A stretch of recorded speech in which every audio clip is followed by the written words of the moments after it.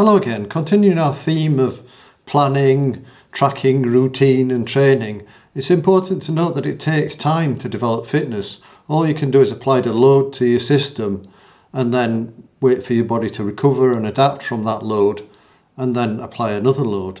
It's known as progressive overload, and it takes a certain amount of time to respond to a given load. Building fitness isn't an overnight process. It takes a few weeks to make a small change in fitness, and often several years to make a big change in fitness. In fact, one of the people that I coached, a marathon runner, she just did I think it was the Chicago Marathon, and she was talking to somebody at the start and they told her it takes 10 years to build fitness to reach your peak in a marathon. And to a large extent that's probably true. So if you're starting out on your fitness journey, remember it's going to take time, but also what you could look forward to is gains in fitness over many years, even if you're knocking on a bit like I am. If you try and rush the process, it can be counterproductive. You can burn out, you can get chronic overtraining problems, and the likelihood is that you won't gain fitness as quickly as if you train consistently and progressively and take time to focus on recovery, stay within yourself, be consistent, and let the adaptations occur naturally. When you do some exercise,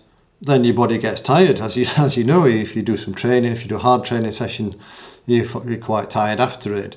And it can take several days to recover from a hard training session. In fact, if you're an ultra endurance athlete, like I know many of you are, then it can take possibly a few weeks to recover from a big event or a big training session. And you have to apply these big loads if you're trying to build your endurance. But you have to also accept that it takes several weeks perhaps to recover and get back into normal training again. And when you do a training session, you're basically upsetting your system, you're doing some damage to your body and it doesn't really like it. So it adapts during the recovery process to be a little bit stronger. So if you did the same thing again, you wouldn't do quite as much damage. And that's really what building fitness is. It's just adapting to a damaging process so that you become more and more resilient. And the principle of progressive overload is that as you gradually build that fitness, then you have to do more load to upset your body and therefore build more fitness. So as you get fitter, you have to do more and more or harder and harder training sessions to build fitness. But there is a limit. There's an upper limit to how much you can do. You just get fitter and fitter, and then gradually it starts to level off. And if you train more and more, you'd actually get worse probably. So you have to take that time to let the fitness catch up and then train a bit more and then let fitness catch up and then train a bit more. And at some point you reach your peak and that's your peak. But you don't know where that peak is, so you may as well continue. And you probably never reach your absolute peak because you never achieve perfection. So it's worth keeping working at it. Sport's such a great thing, so it doesn't really matter. It's the process and the journey is really the main thing, isn't it? So an easier training is less disruptive than a hard training session. So if you do an easy training session, so a very easy training session you might do, if you're reasonably fit, you might go out for an hour, it's very easy cycle ride or something. And if that's in your training zone 1 or 2, you've probably recovered before in a few hours. Whereas if you go out and do a hard event, like we said earlier, if you do a bikepacking event or a long Audax event, or a hard road race or time trial, then it can take you a few days to recover or even a few weeks to recover. And you have to give your body that time to recover so that you can then apply the overload again. But because you can recover from some of these shorter sessions in a few hours, then you can continue to be doing shorter endurance type training sessions during your recovery process, because on the whole, you're still recovering. Because if it takes you less than a day to recover from your 1 hour zone 2 training session or your 2 hour zone 2 training session, then on the whole, if you only do one session a day, then you're in a recovery process. So you do your overload, you can still do your 1 or 2 hours a day, and then you do your big overload session again, and then your 1 or 2 hours a day or have a rest day mixed in with it. In that way, you're loading your body and then you're recovering, but you're still managing to maintain a certain training volume. And you can't rush that process by doing a hard session every day, because you can't recover from it. But you can do if you hard session and then a couple of easy sessions and then another hard session and a couple of easy sessions. In that way you are recovering from the harder training sessions. Hopefully that makes sense. And to balance all this out into your weekly routine or your overall training plan, you might do 2 or 3 interval sessions a week, 2 or 3 sort of VO2 max FTP type sessions a week, or sweet spot or tempo type sessions a week. But you might only manage 1 longer endurance ride if you're trying to push the boundaries of that. So if you're really trying to build up your endurance or your ability to ride for a long time or your average speed over a long distance, you might do one endurance ride a week and one interval session a week, and that might be enough. With a few sort of zone 2, 1 to 2 hour rides mixed in with that. You have to sort of juggle it around, see what fits your routine, what time you've got available, and then mix it together to get a sustainable program. And you might say, well, why bother with these 1 to 2 hour rides if they're still part of the recovery process? Well, I like a quote I heard from Alistair Brownlee that is, it's better to do as much training as possible without compromising your high intensity sessions. So if say you could only do an interval session every 3 days, it takes you 2 or 3 days to recover from your hard interval session. Well, you could probably still recover in 2 or 3 days if you do a 90-minute endurance ride on those 2 days in between. So it's worth doing that because you're building your aerobic efficiency and your aerobic fitness.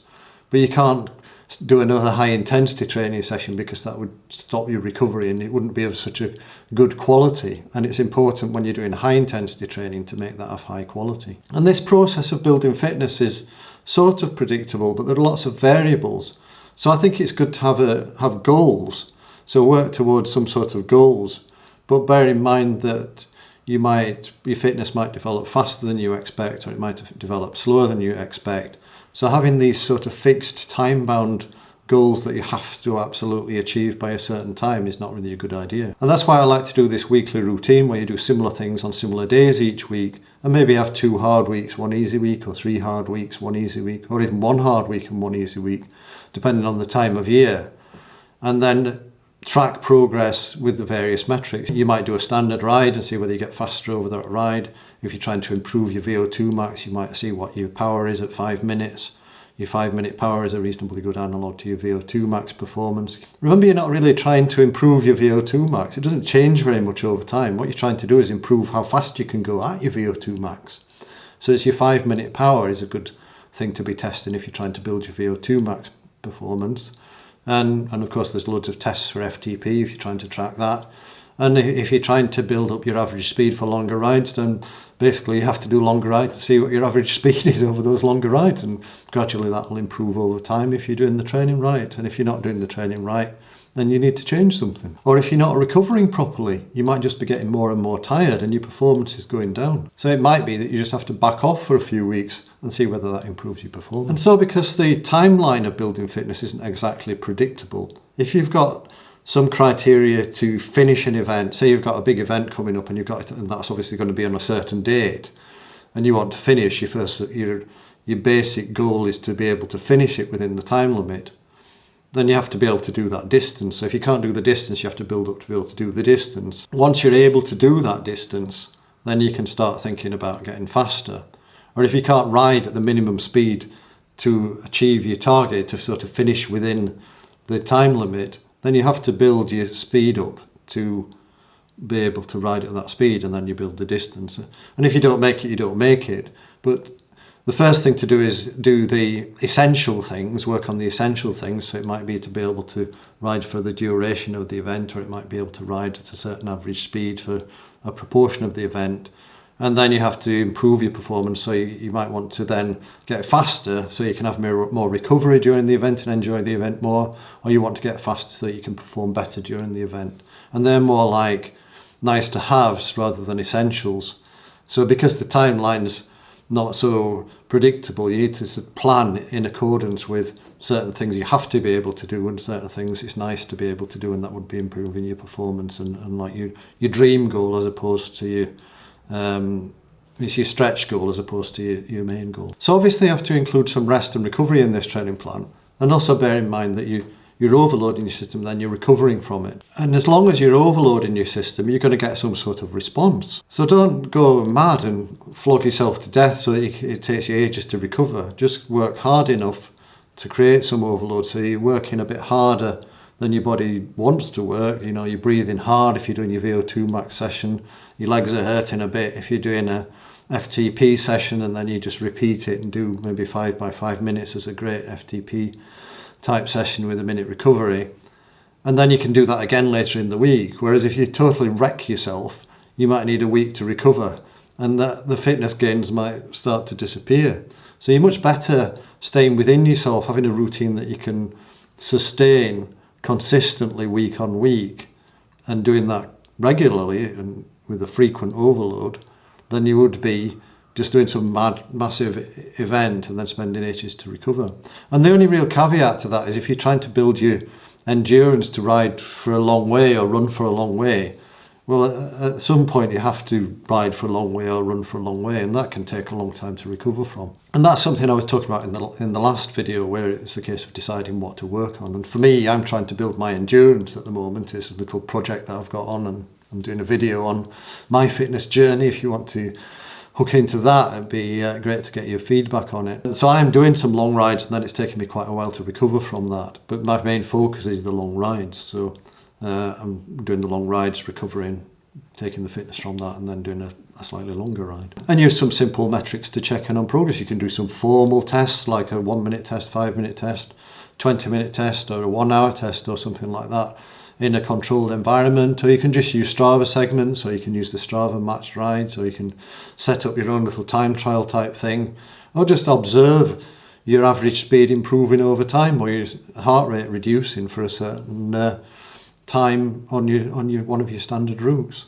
It's just a case of keep an eye on things and seeing whether things are improving in the way that you're planning for them to improve, or the way that you need them to improve. And it's important to listen to your body. We've got all these metrics, we've got the magic data that comes out of watches. You can allegedly tell how much you're sleeping, how well you're sleeping, what your heart rate variability is. And these measures are really actually increasingly useful and effective if you look at the trends and don't worry too much about the absolute data.